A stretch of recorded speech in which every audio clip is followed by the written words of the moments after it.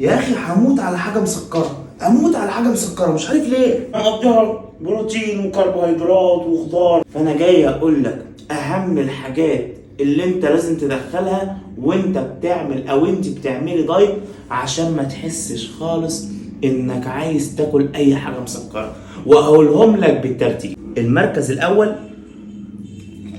خل التفاح.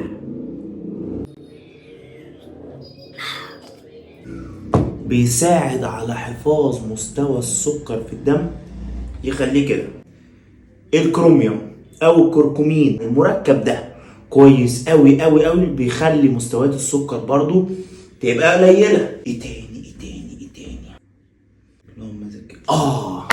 القرفه، السينابون يعني، تدخلها مع الشوفان، مع الفراخ، مع الرز، مع اي حاجه، تخلي سكر الدم.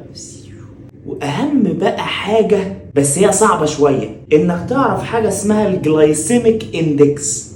ما هو الجلايسيميك اندكس؟ هقوله لكم في فيديو تاني. لو عجبكم المحتوى ده اعمل لي فولو واعمل لي لايك وقول لي عايز تعرف ايه تاني. سلام عليكم.